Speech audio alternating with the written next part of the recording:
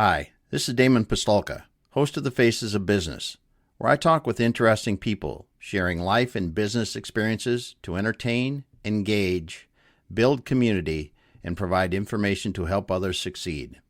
If you're interested in learning more about one of our guests or how we are helping business owners generate wealth and build businesses they can sell or succeed at Exit Your Way, you can find more information on our website, exityourway.com, or by contacting me directly, Damon at exityourway.com. I hope you enjoy the show. All right, everyone. Welcome once again to the Faces of Business. I'm Damon Pistolka, your host, and I am so excited today because we have Erin Marcus from Conquer Your Business. We're going to be talking about moving from business operator to owner. Thanks for being here today. Thank you so much. I can't wait to see what else we talk about. Yeah. Who knows? You never know. You never know. It's kind of a free-form thing here. So, Erin, the thing that we always like to do on the show is let our guests start off by talking about their background and how they got into doing what they're doing today. The origin story, the quick run, or people ask me, how did you get in this business? And I said, kicking and screaming, right? There you go. Right. And it wasn't even on purpose. It was realizing I have one of those lives that when you look back, it didn't make sense. Like it very segmented. I grew up in the city of Chicago public schools. My dad was a homicide cop. My mom was a beautician in the 70s and 80s. I say all the time, I was allowed at 13 years old to take Stacy Hartman from around the corner, who was 12, and my little brother, who was 11, and get on a bus and then a train and go downtown by ourselves, right? Like, wow. Could you even imagine? And I also grew up, we counted, with people from 22 different countries. So I was in public schools. Everything you've seen from Stranger Things is true. We raised ourselves. I just saw a t-shirt. I need to buy it. It's called Gen X, raised on hose water and neglect. Like that was it. That was it in a nutshell. Raised on hose water and neglect. I love that. Right? But here's the thing. You build self-reliance. Yeah. You build self-trust. You realize that people are just people and we're all just trying to earn a living, and you learn how to communicate with everybody. And because you're kids, you just want to play together. So you figure that out. And now you don't actually learn anything in school this way, by the way. So I always give the example of my Chicago public schools. My algebra teacher was actually a geography substitute. So still don't know algebra, cannot solve for y. But I sat in the back with this guy, Assad from Saudi Arabia, who didn't speak English, but he was a really good artist. So he would draw pictures and I would tell him what the words were, like what those things were, right? But it's this diversity, this communication, this learning how to hear what's being said and hear what's not being said. And then once I got past my professional juvenile delinquent ways and moved into college, I kind of had a repeat of that in a different way. I have a journalism degree.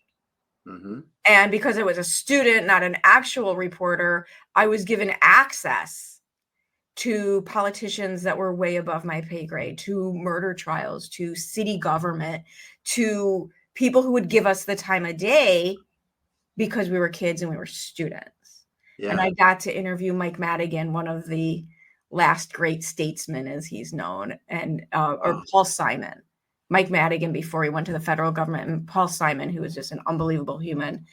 And I learned again, people are just people. Yeah.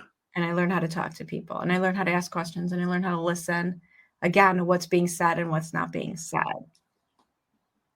Yeah, that's such a powerful thing to learn, to be able to just communicate. And also, again, the other thing that I learned was how to talk to anybody, that those people were actually approachable. Mm-hmm. Right? Was I nervous? Of course I was nervous, but there was a requirement to go talk to these people. One, talk Yeah. to other human beings, but talk to people who you might by definition consider out of reach, out of your league. Who Yeah. are you to be doing this? Yeah.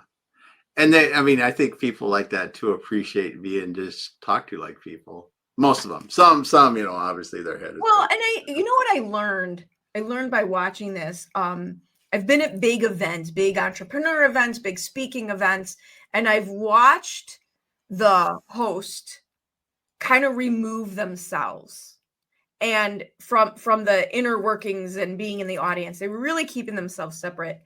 And one, I always wondered, wow, how did they get such a thick skin? Because this is nuts, right? This is nuts. But also I learned how to protect your energy. Yeah. Right? Like what I realized that they were doing, and this is like, I do this in 80 million ways. How do you protect your energy? Because the bigger leap you're trying to make, whether that is scaling a business, whether that is hiring huge teams at a time, whether that is putting yourself out in a new market, whether that's getting on stage. I mean, whatever the version is, I get real black and white during those moments about my energy and my safety bubble. And sometimes I stop talking to a couple people if I just need a minute to Mm-hmm. let that take hold, while it's a little tenuous. Yeah. That's a great point, because as today we're going to be talking about moving from business operator to owner, and as that transition, the changes that you have to make, everything as a business operator or owner depends on our energy.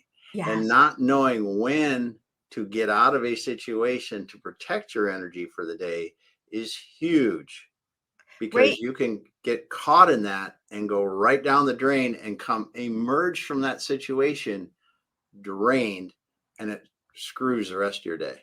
It screws the rest of your day. I read a book. It's a well-known book. I just never I read too much and then I forget what's in which book. But they talked about peak performance. I think it was peak performance. And they studied tennis players because it's an interesting game, right? And the higher level performers recover faster. Mm-hmm. Right? It's how can you get back to set with your energy? And one of the things I've learned is stay out of reaction mode. That's a huge thing. Stay out of reaction mode. Yeah. Because as you said that, I was thinking how that's so important for a business owner to be able to deal with something and then just take that split second to process rather than react right away, because the time to process allows you to think clearly and not just go wow. It's like, right. Well, and I know I've had this. How many times, even when I was in corporate, and how many times have you had a key team member out of the blue give notice or get sick, and now 5 minutes later you're getting on the phone or the Zoom call with the biggest opportunity of your career? Yeah. How do you reset? Minute. I mean, we've all been there. How do you reset? Yes. How do you, and I've had, now this is an extreme example. I got the phone. I was on I was in my coaching group in my clients, and I'm old enough to know that, or to believe whether or not it's appropriate. Like, there's work and then there's, right, like, do what you said you were going to do when you said you were going to do it. And the phone was ringing and I finally answered it because it was clearly an emergency. And it was my dad calling from the ambulance. He had had a heart attack. He was on his way to the hospital. Woo! And I had 15 people, clients, on a Zoom call looking at me. Yeah. Can you compartmentalize for a moment so you can do what you need to do, right? It's not ignoring. I didn't continue. We cut the call early. I drove to Michigan. He's fine. He's currently in Atlanta judging the collegiate powerlifting competition. So clearly All right. fine.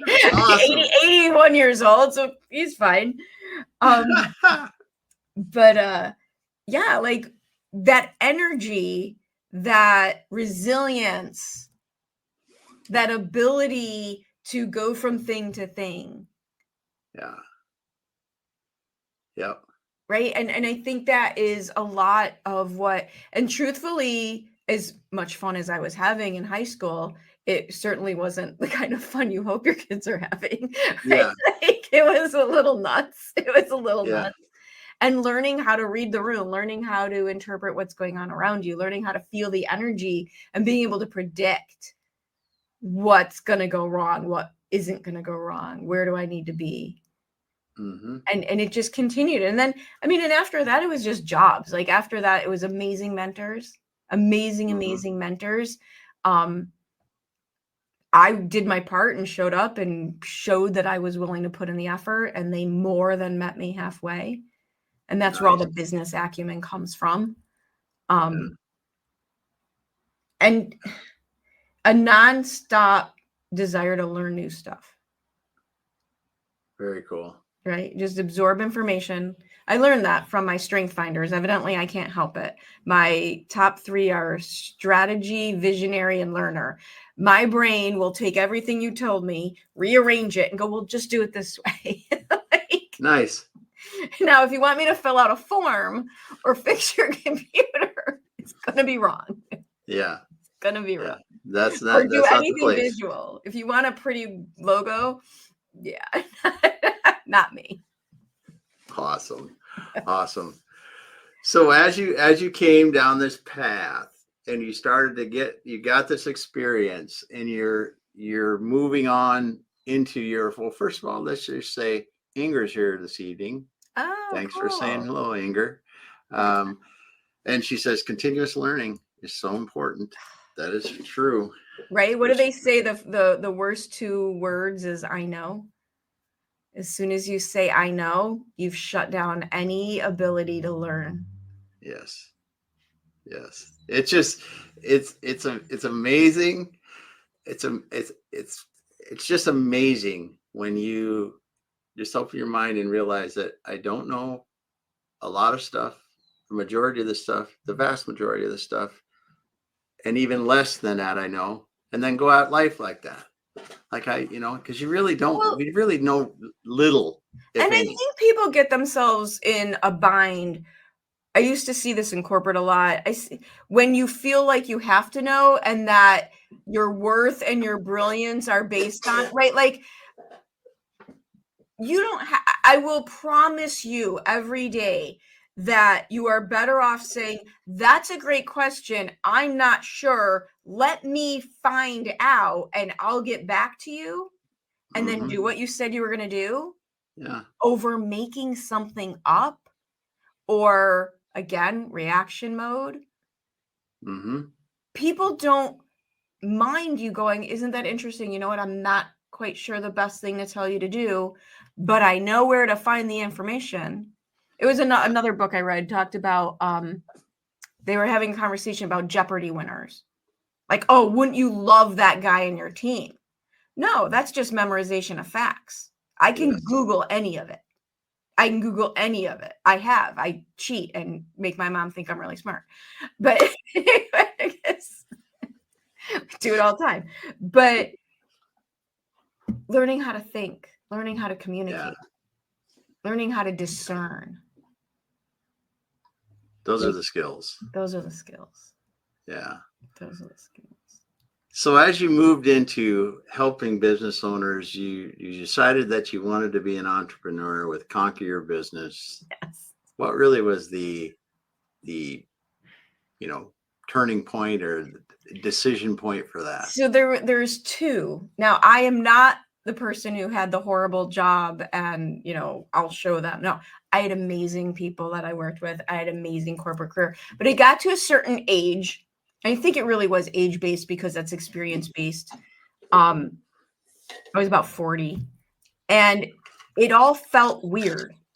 The work started to feel, the only word I can come up with, and I don't mean this as a negative, but it started to feel contrived.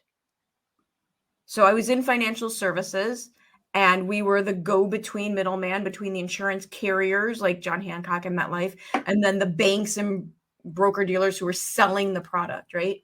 And so you have 3 layers right there. And then you had 5 other layers that wanted to get involved. And the next thing you knew, there were 16 rules and regulations, and they were different for every state. And everyone wanted to make a nickel off of everybody else's dime.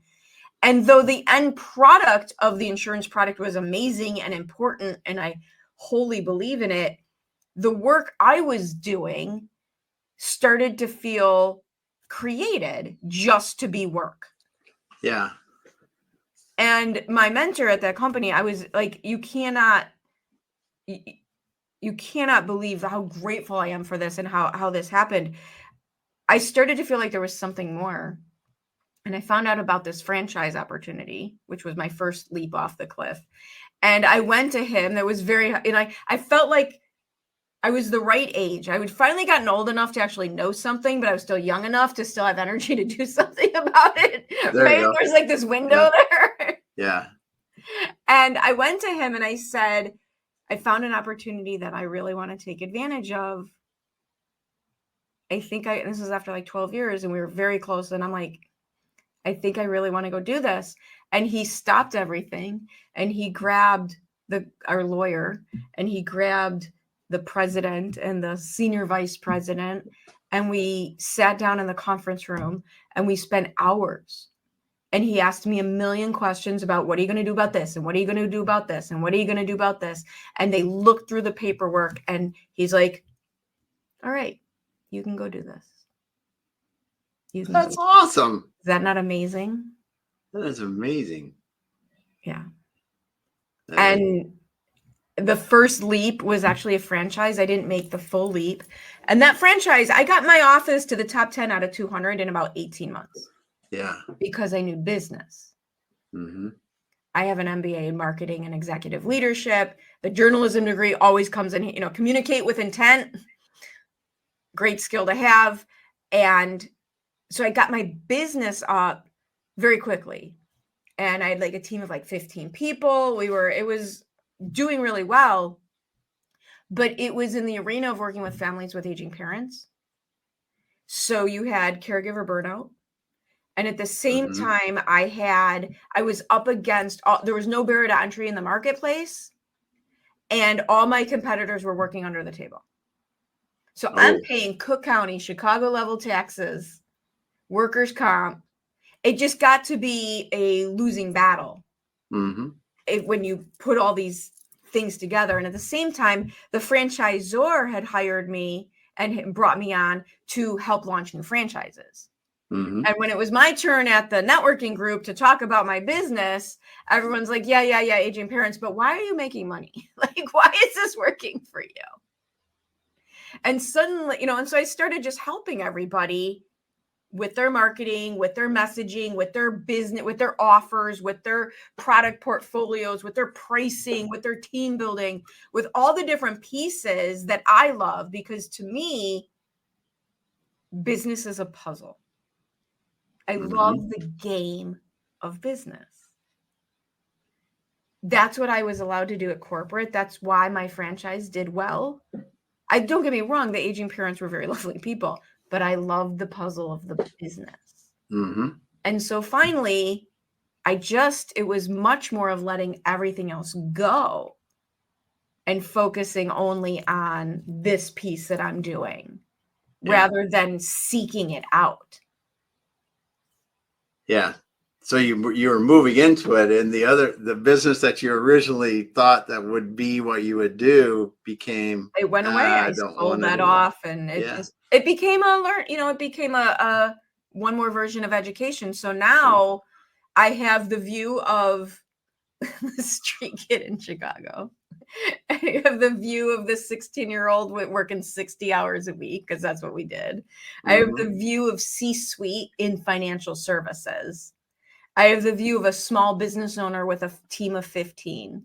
And I have the view of a solopreneur, entrepreneur, content creator, which these are all such different models. Yeah. So you got a wide range of experience that you can bring to bear when you're talking with people. Yeah. And I really think that a lot of people run into problems with their businesses when they only look to similar industries and similar businesses for solutions. That's a huge thing. Yeah, I've had I don't know, the umpteenth person that is in that helps different business owners that says that, because just because you're working with somebody that's in healthcare here doesn't mean it doesn't apply to a landscaper over here, or a manufacturing company, or an e-commerce company, or whatever And it it's is. actually going to help you more because you're not going to fall into old patterns that everybody's doing. Yep. It's actually going to help you more. Yeah.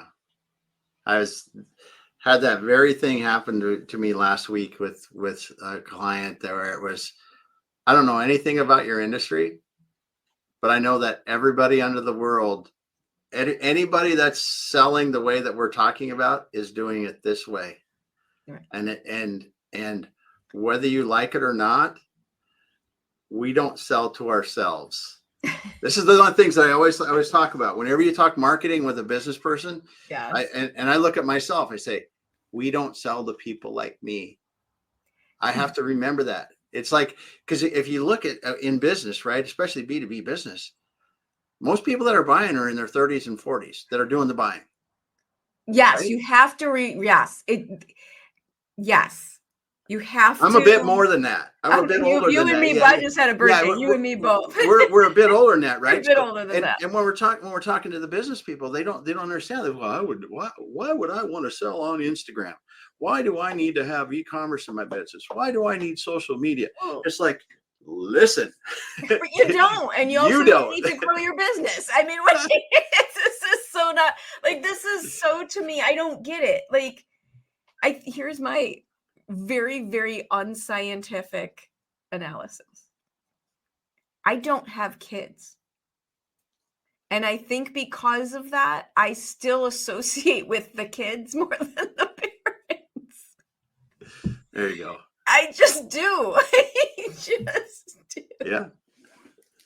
And yeah. I'm not great at social media. I spent the first 20 years of my life making sure nobody knew what I was doing. Yes. Right? Yes. Why But would that someone doesn't want to make know my it name? bad. Yeah. Pick your platform. You and I were talking before we hit live. I have moved my long form content to YouTube. And I did it on purpose. And I did it because, one, I'm not going to sound like everybody else, because there's no AI version of the same post that everybody's doing, like you're seeing on Facebook and Messenger. So this is it, right? I don't have the attention span to be anything else. This is it. You like it, you don't like it, at least you're going to know what you get. I tend to be a little direct. I won't do this if it's not fun.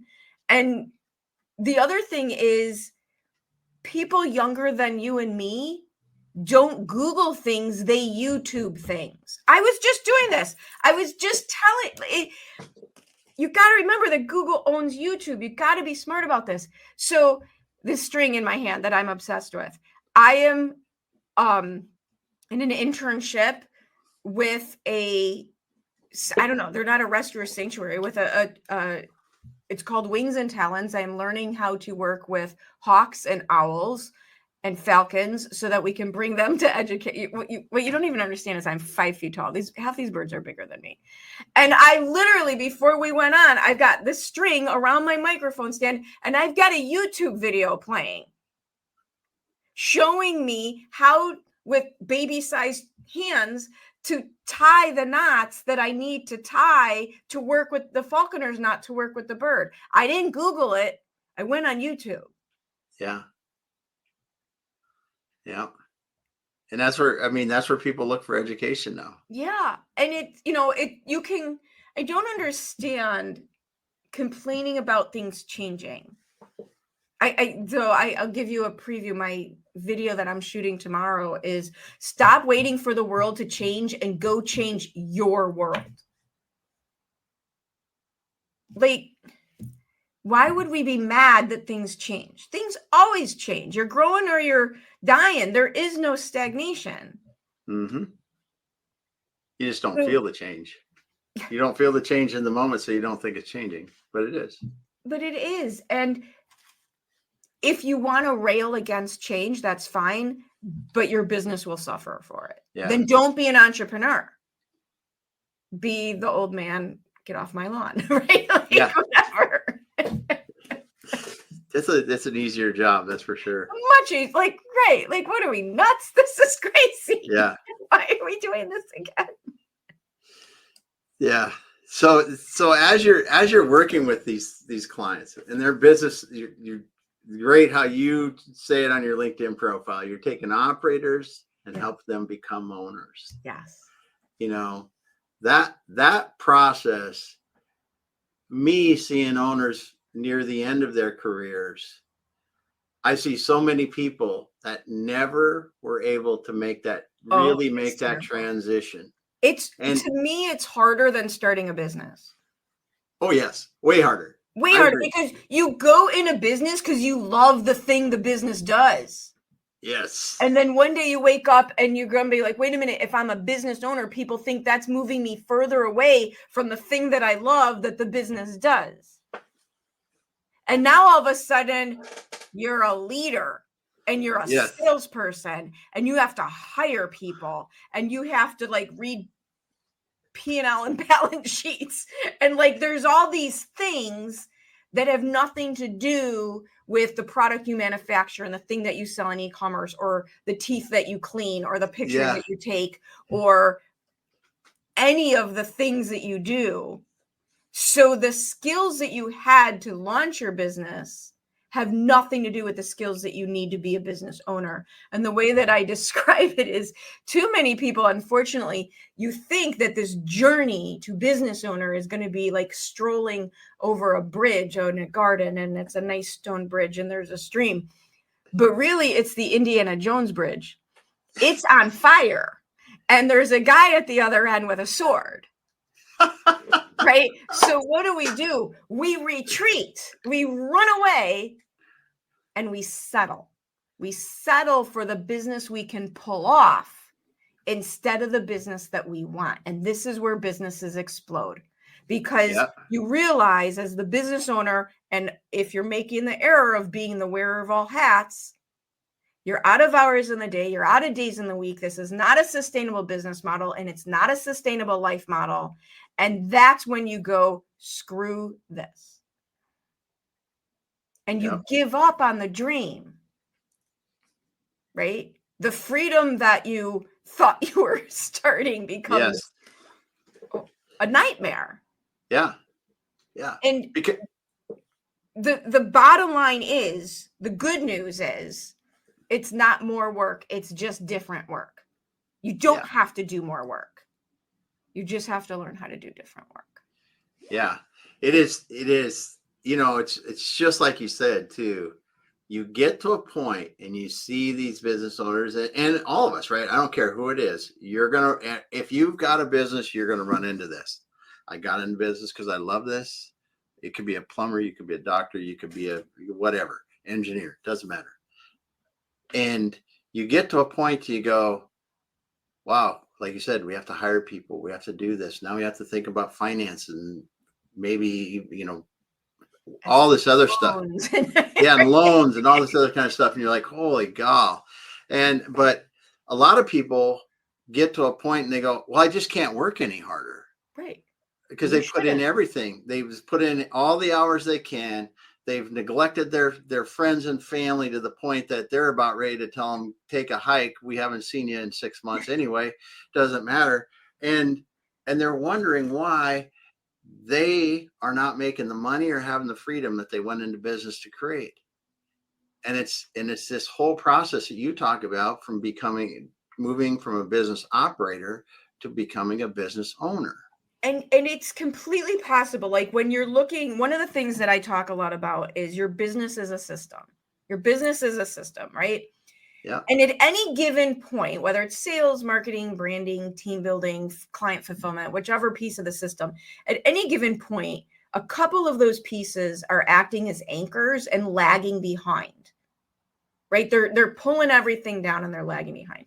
So the idea you have to do is you just wiggle it. You just wiggle it. You can't shoot straight. This is a constant wiggle of maneuvering up and down so that you can get as least least amount of friction as possible. Mm-hmm. And there's a way to do this. Humans think very all or nothing, right? We're very all or nothing. Either I'm in the gym 5 days a week eating clean, or I'm at 31 flavors and bueno beef, right? Like there's no middle ground here. And instead of thinking all or nothing, what you want to be able to do is keep top line revenue and expenses the same distance apart. There you go. People choose not to go into business owner because they think they're going to lose some of the money that they're finally making. Oh, I see. Yep.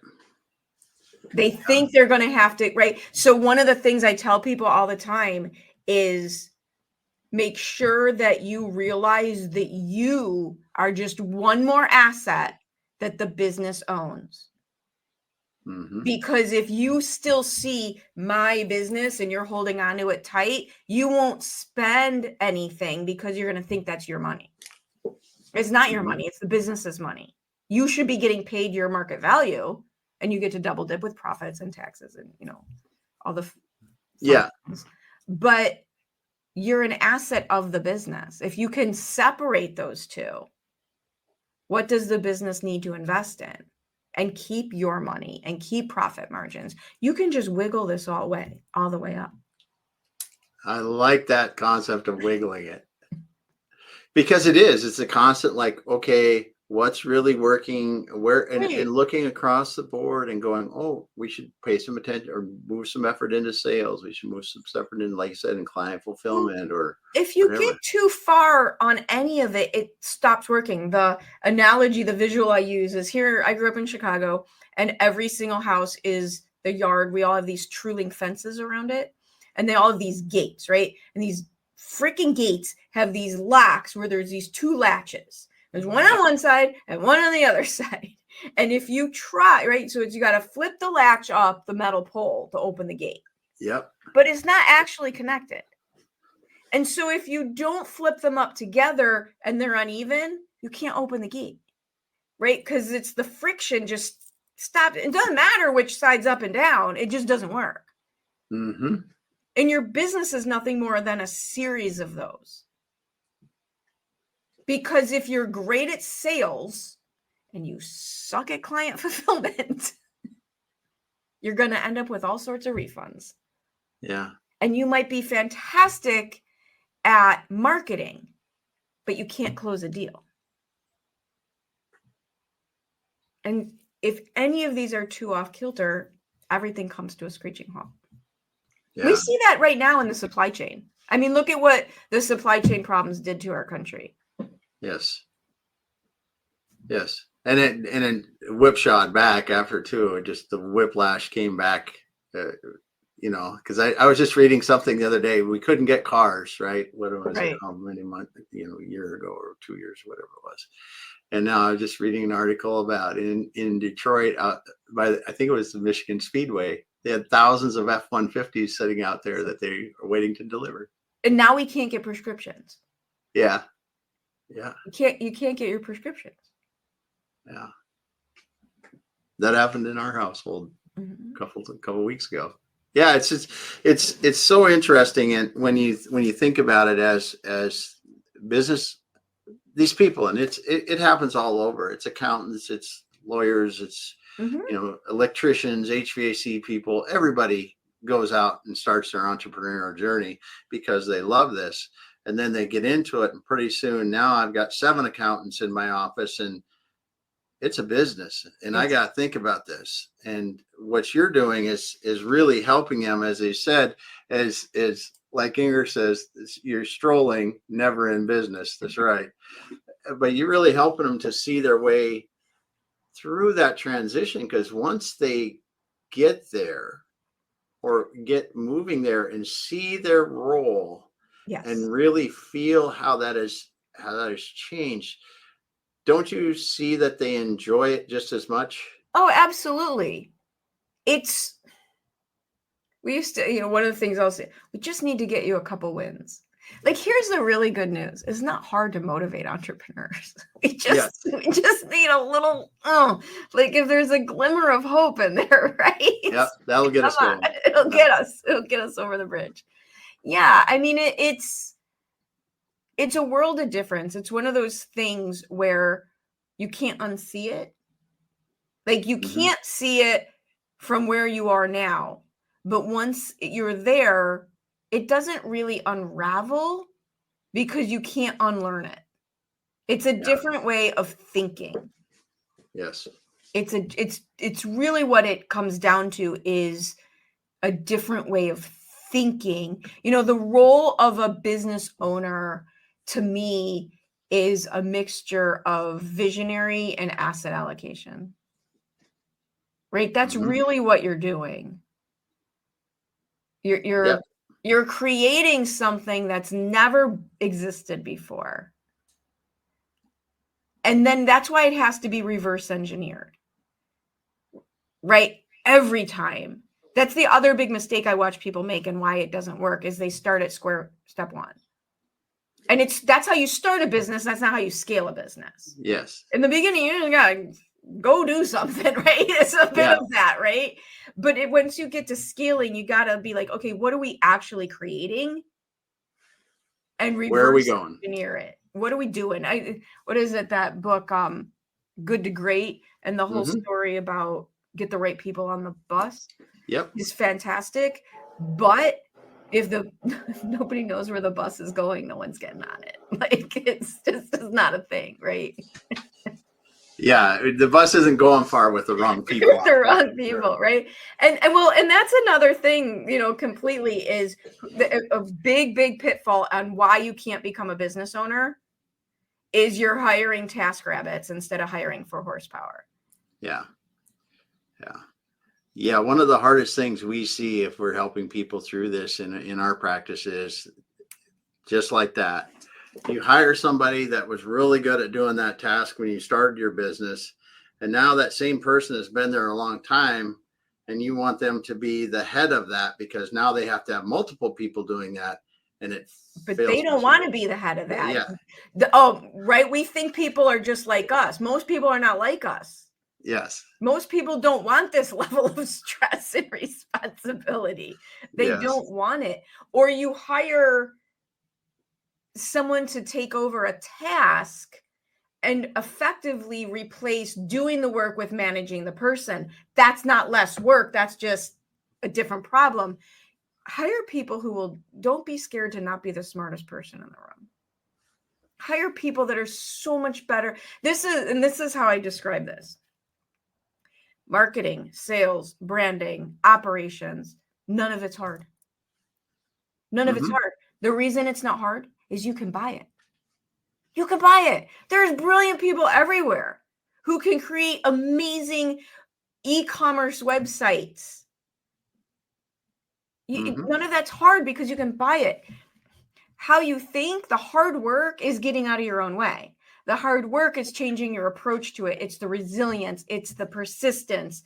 It's the self-awareness. One of the things that I used to, before it was conquer your business, it was conquer the conversation. I have a big background in communication, like we talked about. And one of the things that I ask leaders all the time, and this is like the most brutal question, if you're willing to have an honest conversation with yourself, what is it like to be on the receiving end of you?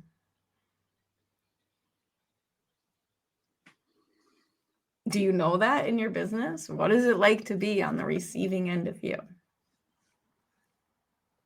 Yeah, it's a hard one. Yeah. It's a hard one. Not always a fun conversation. Oh, no. I know myself personally. I know it's not always fun being around me.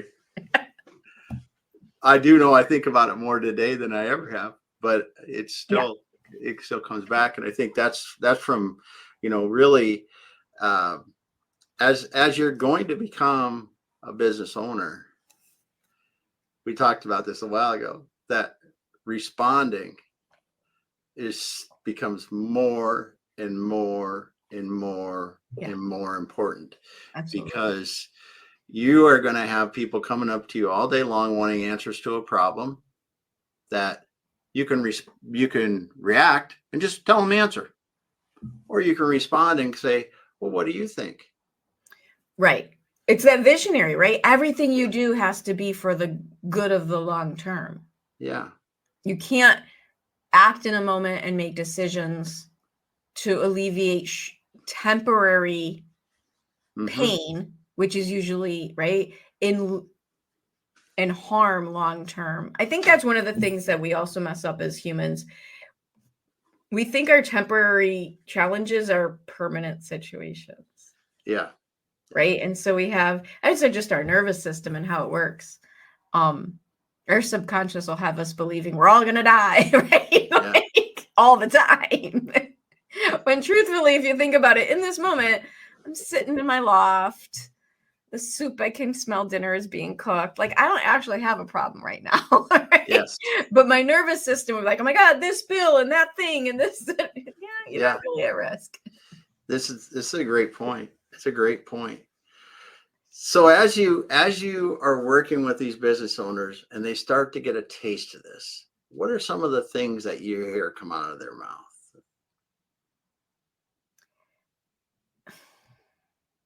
I think it's one of the things is, I think we all do this. I wish I would have done it sooner. Mm-hmm. You got to be real careful about the regret pieces. You got to be so careful about the regret pieces. It's very easy.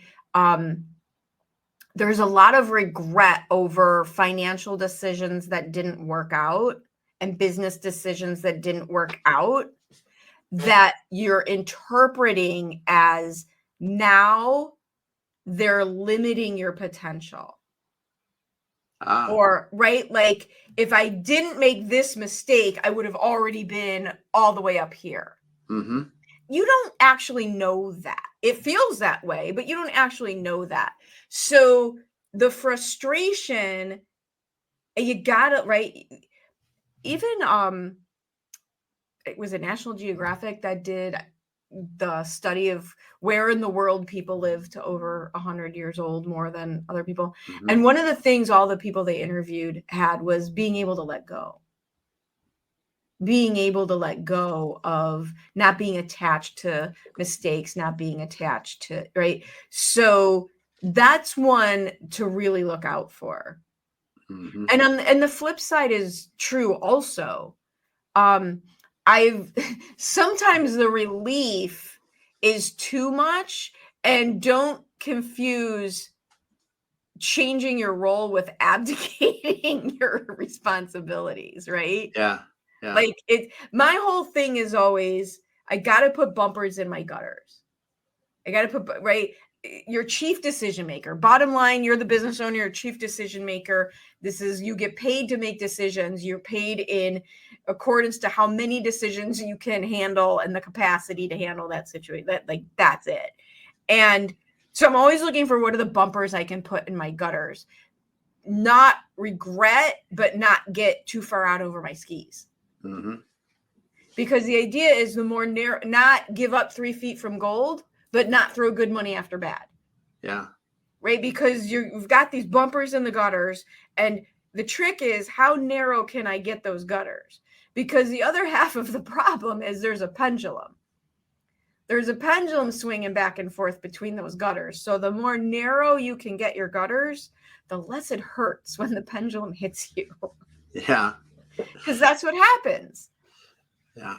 It's just part of it. You're just going to run into things that are going to come out of the blue, and they're going to knock you down, and you're going to have to get back up, and you have to reassess. You can do everything right, and it still doesn't work. I mean, I think that's and this is where, so another random weird thing about me, I used to compete in powerlifting, which again, really weird, 5 feet tall. But I used to do bench press competitions, bodybuilding, powerlifting. And in the gym, when you're training for those types of sports, failure is your goal. Yeah. Failure is your actual goal. Mm-hmm. You're not done until you just can't do anymore. Then you're done. Yeah.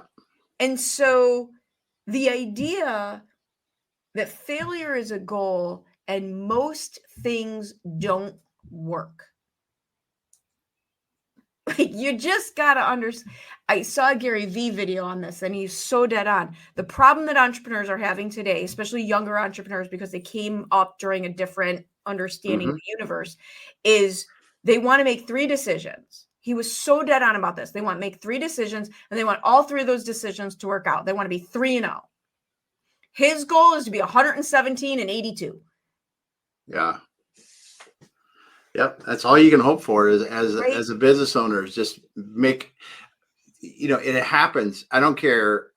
We've been in business longer than a few weeks, and still it's every day. Someone said something to me about making a mistake a while ago. And I said, I make mistakes every single day. Every day. This is how I Every know day. on my podcast, the way that I can tell a seasoned business owner is when I ask them, all right, let's lessen people's learning curves. What have you done that hasn't worked? So if we just say, just don't do what I did, you'll be ahead of the game. That response you're having right there, my seasoned guests, they laugh and they go, which one? Yeah. My newer people get real nervous, like you're not supposed to share the dirty underbelly. I'm like, has it been an hour? We've got new problems and new mistakes. Like, you just have to be okay with that. Yeah. Yeah. Most things don't work. Failure is the goal. You don't know how far you can go until you fail. I mean, that's your strength training that you're talking about there. And in business, the same way. It's like, listen, if we don't fail, we're never going to go as far as we could. I had a decision that was made in a business a couple of weeks ago, and it was like, we're willing to take the risk if we're wrong. Right. You can mitigate your risk. So one of my favorite, I used to do training for friends, and I had one girl I was training who was new to lifting, and I gave her some 10-pound weights to do bicep curls with. And she said, oh, I can't do that. I said, how do you know? Have you tried? And then this is my favorite. So my dad, this all comes from my dad, does bench press competitions, right? And I used to work at some of them with him. That's how we traveled together. And awesome. The way it works is you tell them how much you're going to attempt to lift. If you don't make that lift, you can try the same weight. You just can't go down. So my dad missed a lift. He competed. He used to compete in judges. He missed the lift. And so when he went to submit for his next attempt, he went up 10 pounds. And the guy at the table looked at him like he was crazy. He's like, how are you going to lift 410? You couldn't lift you missed your lift. And my dad looked at me and goes, well, yeah, I know I can't do that. I already proved I can't do that. I don't know I can't go 10 pounds heavier.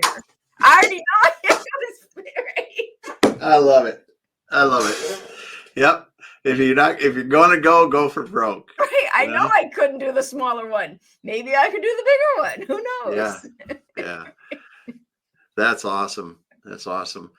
Well, Erin, we're going to have to wrap up in a couple minutes here, but I really want to just kind of summarize a few things, and we'll have to have you back because you're writing a couple books now, and there's so much other stuff I want to talk about. But what is it that really draws you to help people do this?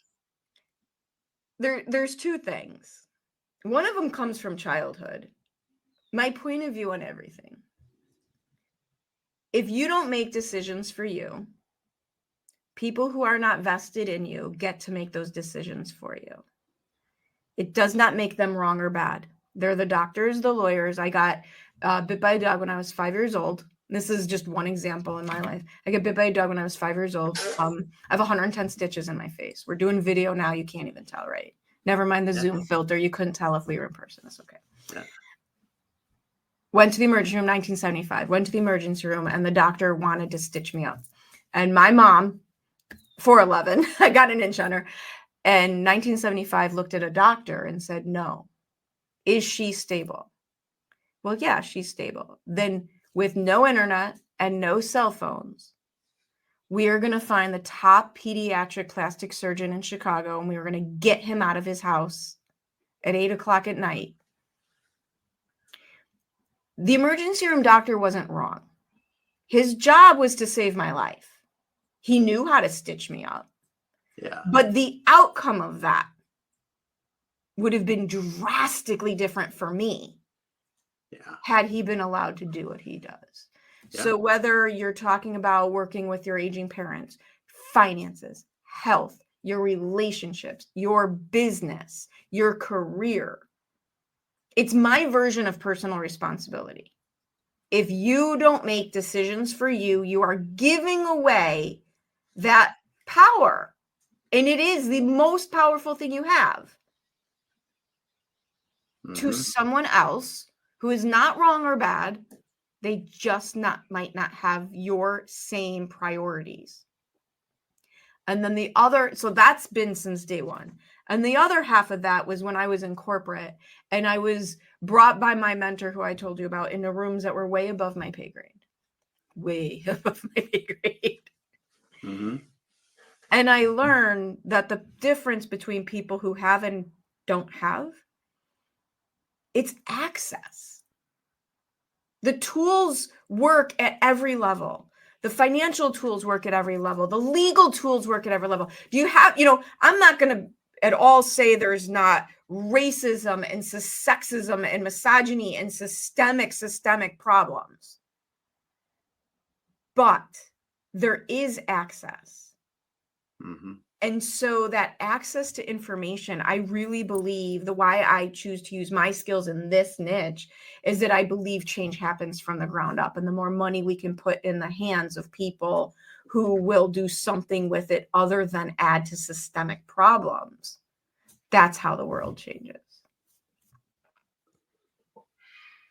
We should just let that kind of marinate for a little bit right there. It's like I have an opinion about something.